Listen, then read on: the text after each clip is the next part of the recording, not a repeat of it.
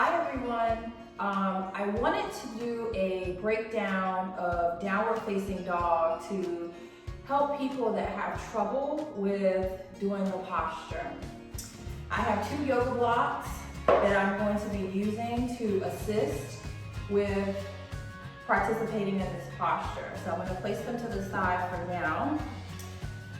One of the ways that downward facing dogs, for you to get started, I like to start with my hands on my mat, stacked directly underneath my shoulders, engaging my core, and stretching my foot out on either side and pushing back to kind of open up my muscles, like my hamstrings, my calves, things of that nature.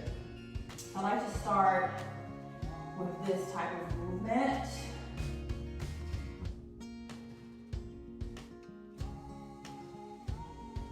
And just do that back and forth to kind of warm my body up a bit.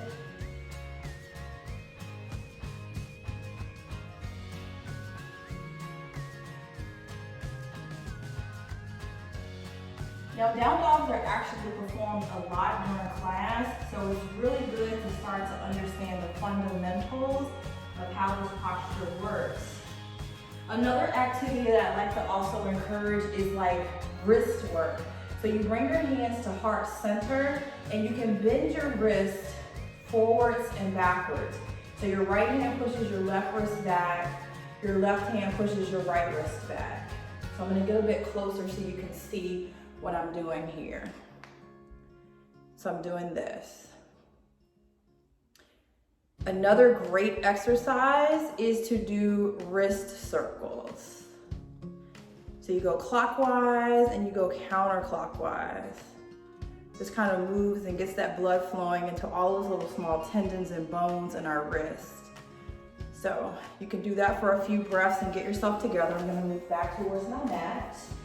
And so now, to modify into downward facing dog, especially if you have shoulder or wrist issues, I always tell people to bend their knees and kind of hover on top of their mat and then push their hips back and keep their knees bent. So you can practice downward facing dog with your knees bent. You can also bring your feet out to the outer edges of your mat so that you actually have a little bit deeper bend. It depends on your hip flexors and your muscles. Another part of the exercise is to be in this posture and then pedal out your feet. You can do one at a time or both at the same time.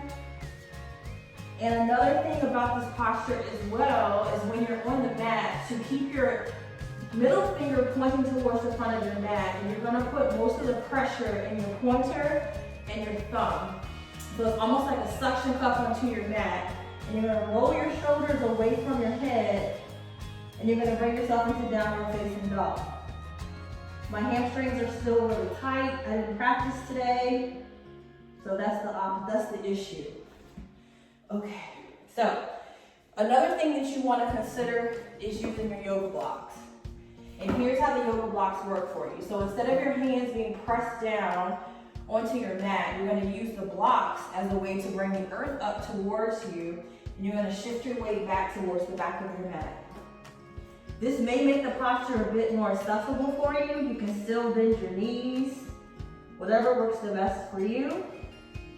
You can pedal one foot down or the other. Another thing you can also do is bring yourself down onto your forearms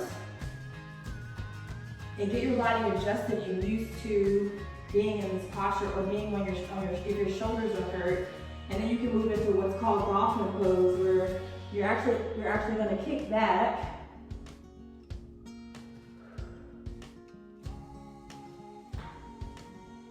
and this is also a variation of downward facing dog. Bring yourself down to your knees. Another thing that sometimes people do is also use 4 blocks, but we're going to just practice it with 2. So that's my quick tutorial on how to do downward facing dog. It's not a super easy posture. It's really good for elongating your muscles in the back of your thighs, which are your hamstrings. It's really great for increasing the circulation in your calves and in your ankles and in your feet. It's also really good work for your triceps and your arms, and really opening up your shoulders and the front part and the front of your chest, and back here in the back in your traps. So give it a try. I'd love to hear your comments in this section.